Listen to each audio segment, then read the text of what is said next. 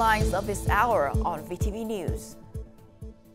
Restructuring political system awaited by the public.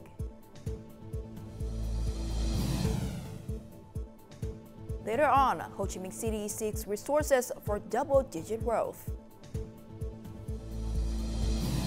In a world news, U.S. President set to announce another round of tariffs.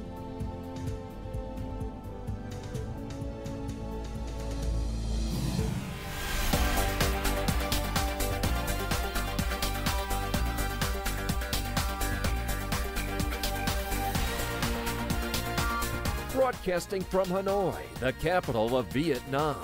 VTV News starts right now. Good morning. It is now 8 a.m. local time in Hanoi, and you're watching VTV News. I'm Phie with the latest updates.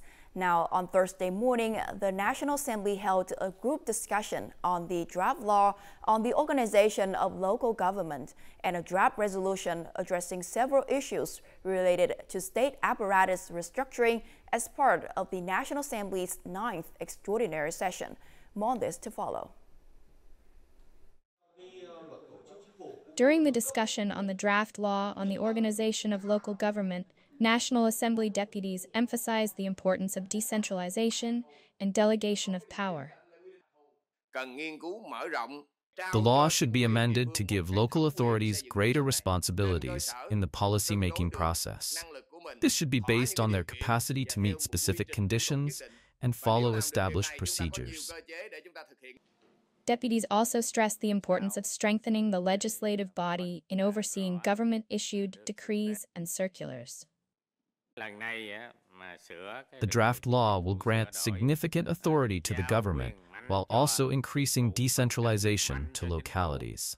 In response, the National Assembly must enhance its roles to ensure all align with legal principles. Regarding streamlining government structures, deputies emphasized that while efforts are based on legal and political foundations, much work at the grassroots level remains awaited. As the public security sector ceases district-level police operations, we must also review the functions of the procuracy and courts. Additionally, we must improve the effectiveness of socio-political and mass organizations under party and state leadership. During the session, Party General Secretary Theo emphasized the importance of a unified legal framework to guide the operations of the state apparatus and society as a whole. Our organizational model has been structured and agreed upon from the central to local levels. We must focus on effective implementation. As we advance in a socialist-oriented market economy, the governmental structure and legal policies must align with this goal. The party chief also outlined several urgent tasks, including fine-tuning the legal and administrative systems and improving their coordination, data management, policy implementation, administrative quality, and budget management. Now, also on Thursday, National Assembly deputies discussed the draft law on the promulgation of legal documents.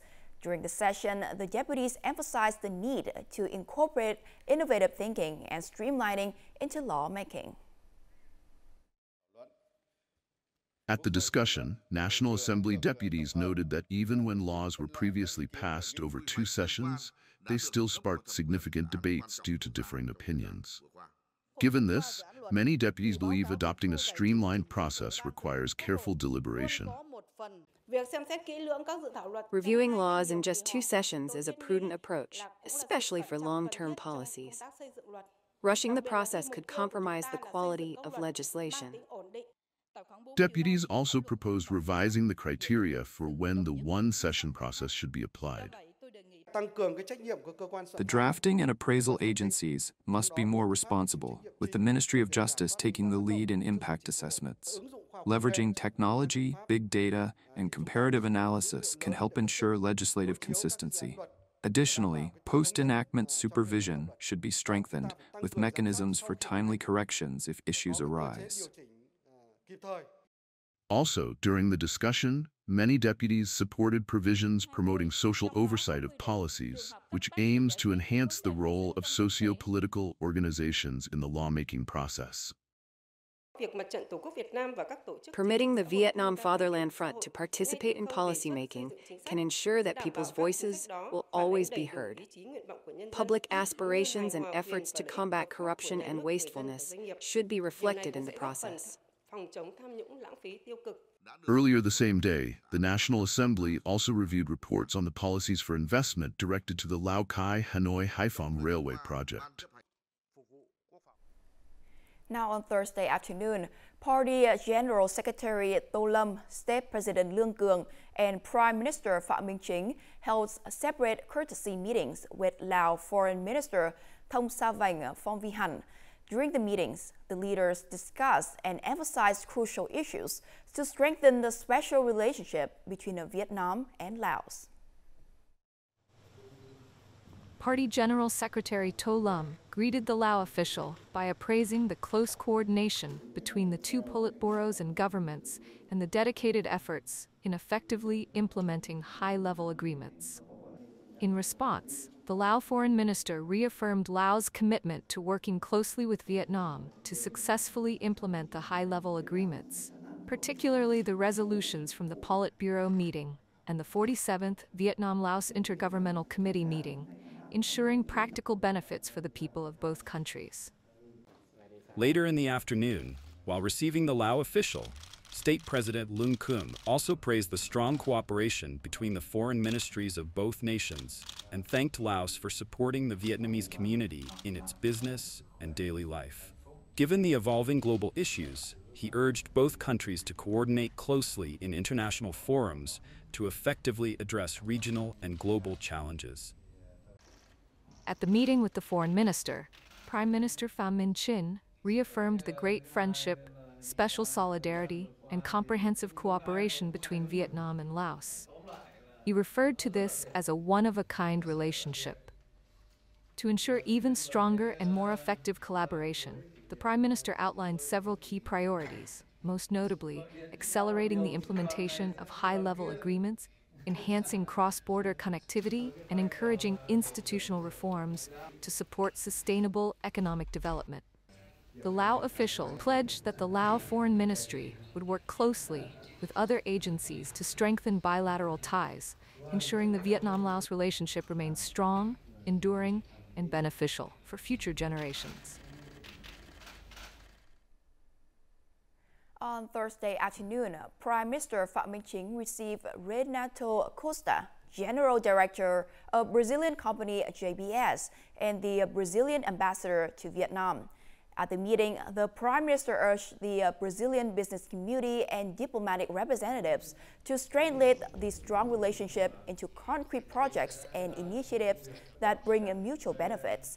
He called on Brazil to support the negotiation and signing of the Vietnam Southern Common Market Free Trade Agreement and agreements on trade, investment, labor, visas, and double taxation avoidance.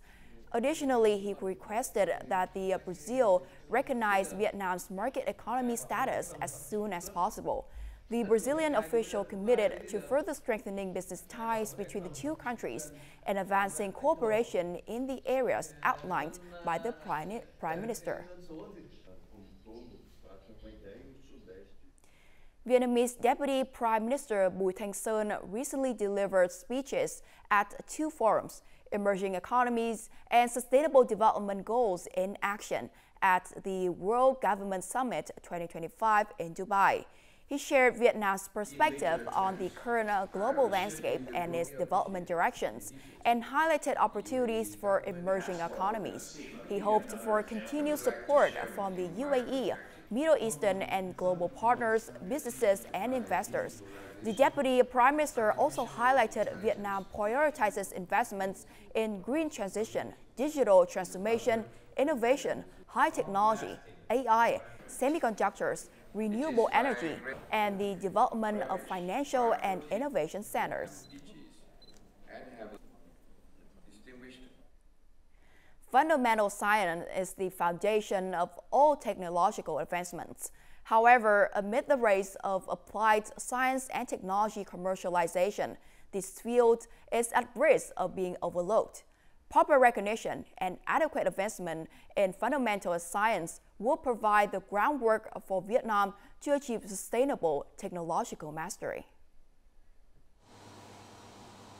This is the accelerator machine at the Hanoi University of Science Physics Laboratory, Vietnam National University.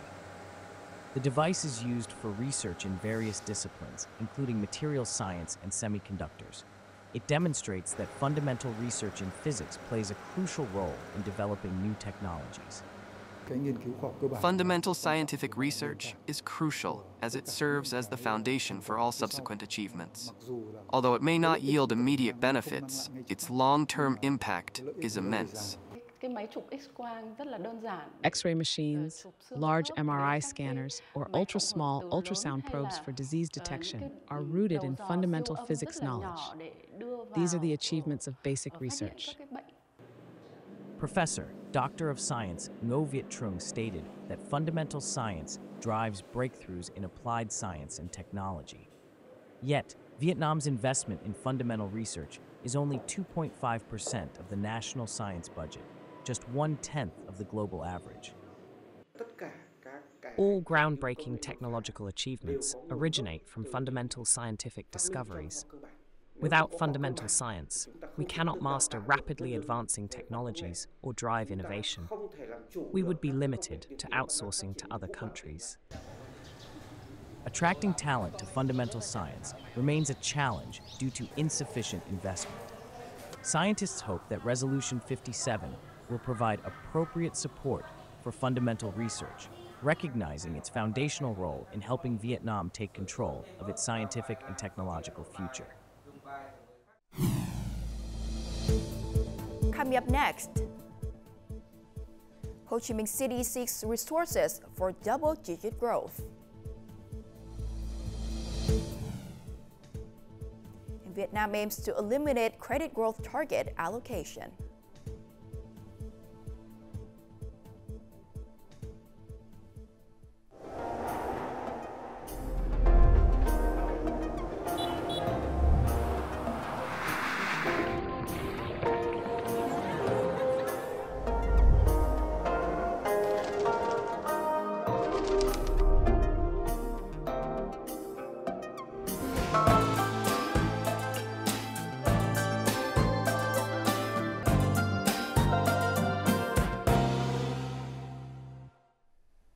Welcome back to VTV News. Ho Chi Minh City aims to secure a massive investment of around $24.3 billion, with $20 billion coming from social investment resources to achieve double-digit economic growth this year. The city has been implementing comprehensive and decisive measures to reach this ambitious goal from the beginning of the year. The identified funding sources include public investment, public-private partnerships, PPP, state-owned enterprises, domestic private investment, and FDI. Non-state capital is decisive, accounting for approximately 13.7 to 15.7 billion USD. According to the Department of Planning and Investment, PPP projects will be accelerated this year. For businesses, the key considerations are cost-effectiveness and policy mechanisms that enable companies like ours to confidently invest, build, develop, and efficiently operate logistics centers. With public investment as the leading capital source, Ho Chi Minh City remains committed to its 95% disbursement target this year. The city is implementing the 1-3-7 formula to disburse 15% in the first quarter, 35% or more in the second quarter, and 70% or more in the third quarter. We are also exploring investment mechanisms such as PPP for digital infrastructure development and mechanisms to attract social capital for high-quality workforce training. Regarding FDI attraction, the city is accelerating the development of an international financial center. On the institutional front, the city is fully committed to administrative reforms, aiming to create a more open and business-friendly environment. At the same time, Ho Chi Minh City is actively resolving stalled urban planning issues, developing transportation infrastructure, and expanding existing industrial and export processing zones to attract investment. Now, the banking sector targets 16% credit growth this year. The State Bank of Vietnam has allocated growth quotas to each bank, but plans to eliminate this in the future. Controlling capital flows and ensuring system safety are key concerns. With credit allocated since the beginning of the year, this bank achieved over 5% growth in January, focusing funds on manufacturing and export businesses. This is a solution to improve the quality of safety ratios.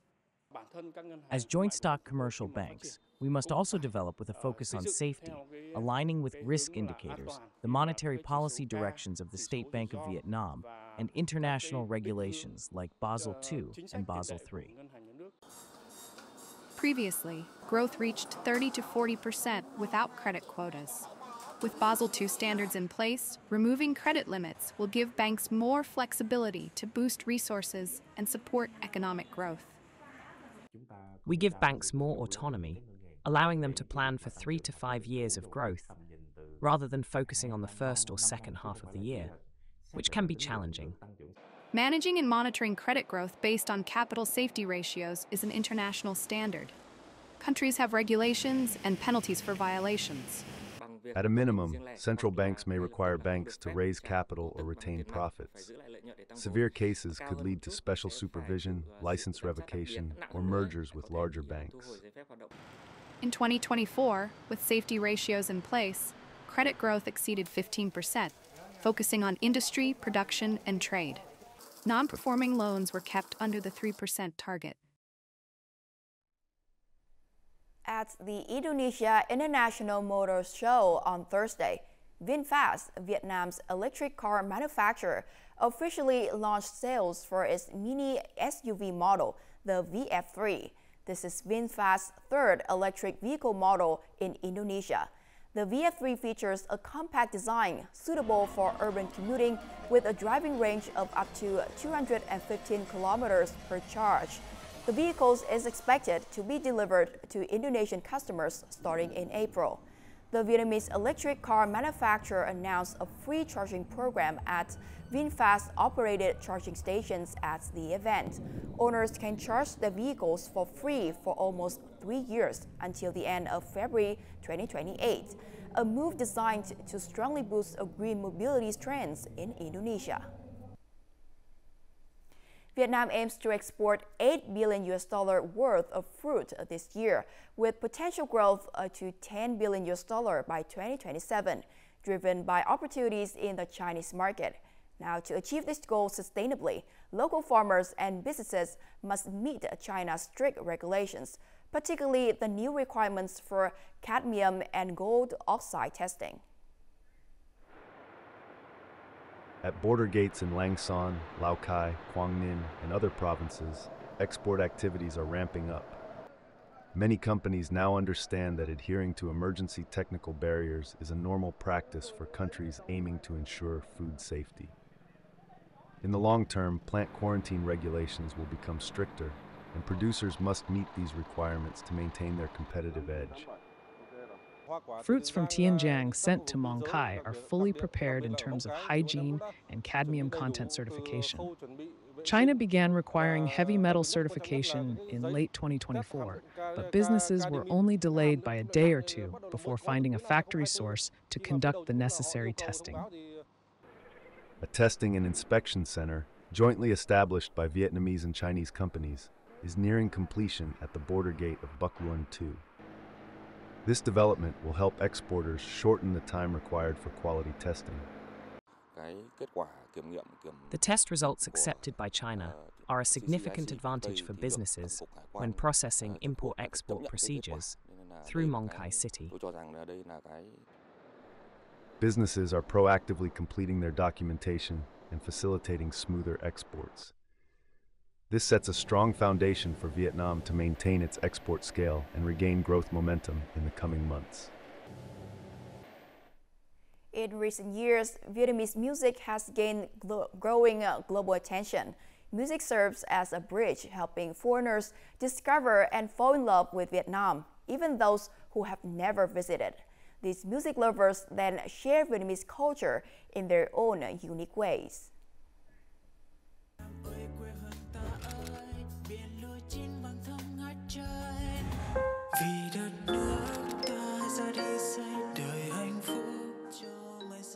This is Rahul Kumar, a young Indian IT engineer who has never been to Vietnam or taken a formal Vietnamese language class, but can sing Vietnamese songs beautifully and emotionally. I've never been to Vietnam.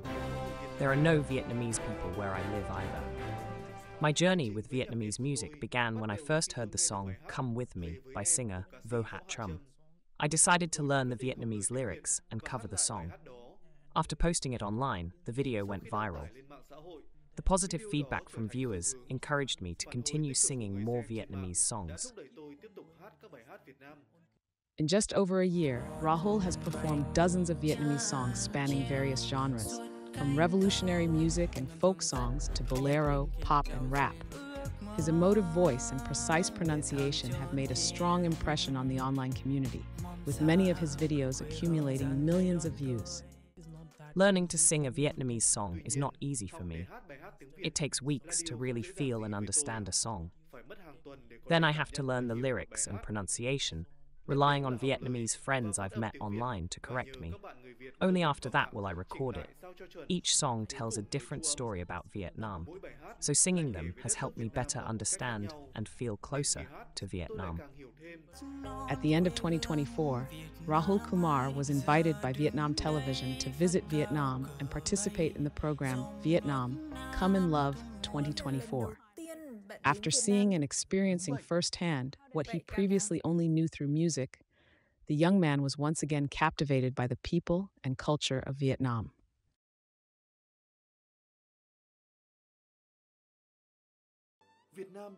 I don't know what words to use to describe my happiness, because this is the place I've most wanted to visit. Vietnam is even more beautiful than I imagined. The winter here is colder than in India, but I feel so warm because the people of Vietnam are very friendly. I didn't expect any Vietnamese to recognize me. I'm truly happy. I love Vietnam. Tôi yêu Việt Nam. Coming up next in our world news. U.S. President set to announce another new round of tariffs.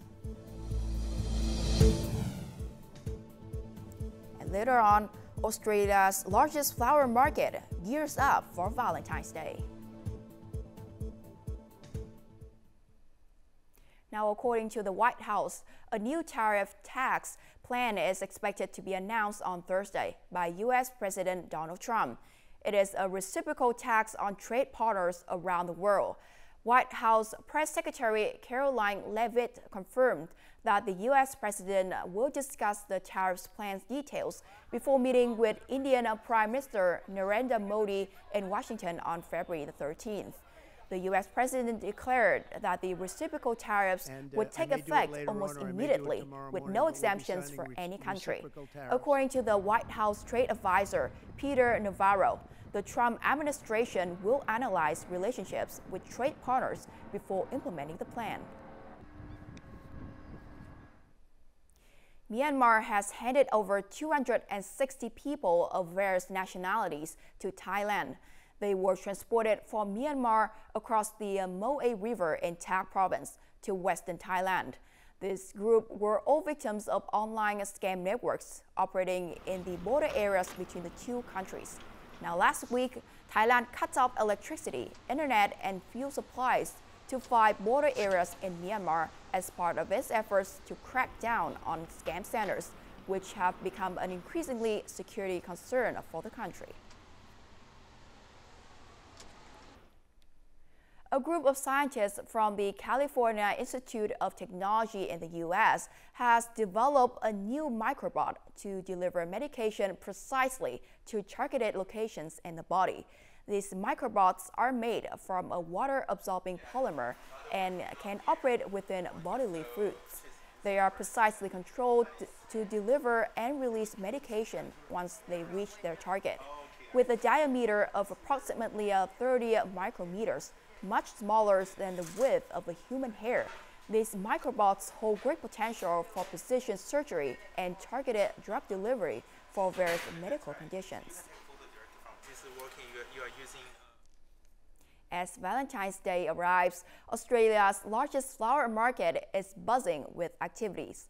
Local growers and florists are gearing up for the busiest day of the year, with red roses taking center stage. Despite challenges like rising costs, the spirit of love and celebration is in full bloom. With buckets full of freshly cut flowers, red roses took center stage at Australia's largest flower market, as local growers and florists prepared for their busiest and biggest day of the year, Valentine's Day. Local grower Michael Bagala said he has prepared 65,000 stems of red roses for the special day. I think it's going to be a great year this year. Everyone's in a really good mood. I think there's a lot of love in the air. I don't know what's going on, but yeah, it's happening. It's definitely happening this year. 2025 seems to be a big year. Thank you. It's great. It's a Friday. I think it's going to be a big one. At the Sydney Flower Market, a singing barista serenaded love-struck customers as local growers and florists gathered to buy and sell their finest blooms. Despite the rising cost of living, which has impacted the flower industry through increased costs of water, fertilizer, and wages, flower sellers remain optimistic. I make up arrangements and then I just sell it from my corner near the my house. Yeah, so I just save a lot of neighbours from their marriage because they forgot about Valentine and flowers and gifts, so it's the last minute. Yeah, so today I'm going to be doing some flower arrangements for my girlfriend and my brother's girlfriend. The colours that I'm going to be using is like reds, pinks and oranges. With love in the air and flowers in hand, Australia's florists and growers are ready to make this Valentine's Day unforgettable. From last-minute buyers to carefully planned arrangements, the Sydney Flower Market remains a vibrant hub where romance blossoms. And up next is the weather forecast.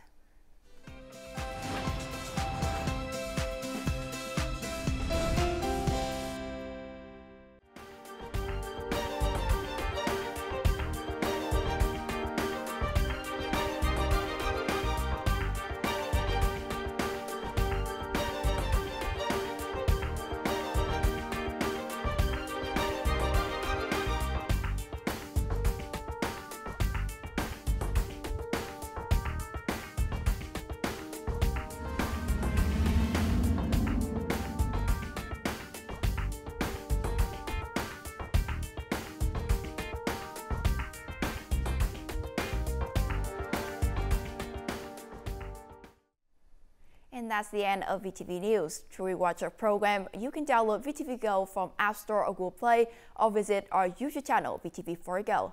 Thanks for watching, and we'll see you again at 3 p.m. local time.